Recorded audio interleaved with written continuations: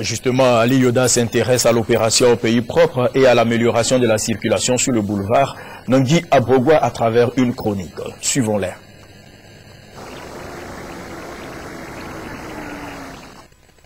Extraordinaire. Ainsi s'exclamait l'autre jour un usager après avoir traversé le tronçon du boulevard Nangui Abrogwa allant de la délégation d'Adjamé au siège de la centrale d'unité vers la gare nord.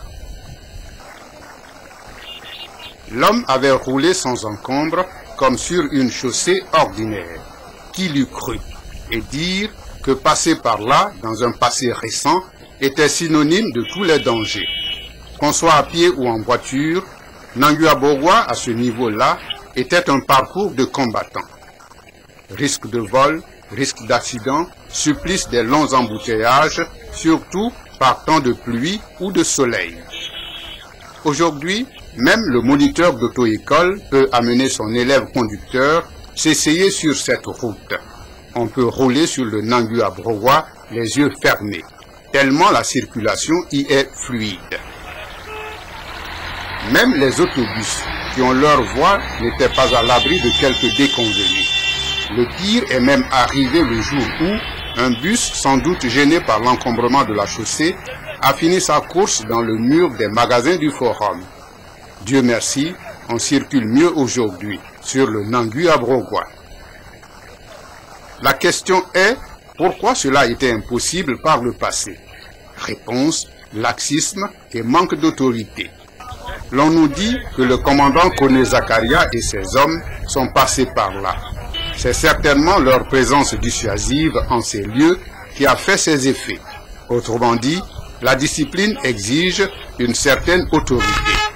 Cela est d'autant plus vrai que l'exemple d'Adjamé a fait école. Le ménage a été fait à la rue Princesse, une rue dont la renommée va au-delà de nos frontières. Voir et faire une virée à la rue Princesse et mourir. Beaucoup ont rêvé de cela et beaucoup d'entre eux ont passé du bon temps sur cette rue aux 1000 attractions. Le hic est que ce plaisir, ce bon temps, les visiteurs et autres amateurs de la célèbre rue le prenaient au détriment des riverains et de tous ceux qui ont eu tort d'avoir leurs bâtiments juxtant cette rue où tous les vices étaient permis. Contre mauvaise fortune, les riverains feront bon cœur pour ne s'accommoder de cette nuisance à nul autre pareil, jusqu'à ce jour de la délivrance, ce jour de la grande démolition. Fonds de commerce et autres débits de boissons ont été rasés sans ménagement et sans état d'âme, comme pour dire que les temps ont changé et que rien, vraiment plus rien ne sera comme par le passé. Que les exploitants de cet espace aient profité du laxisme des autorités municipales d'hier et d'aujourd'hui, ou qu'ils aient bénéficié de quelques soutiens en haut lieu pour établir toutes sortes de commerces sur cette rue très passante, cela relève désormais du passé. C'est désormais une nouvelle histoire qu'on écrira sur la rue Princesse qui a vu passer des anonymes et des célébrités.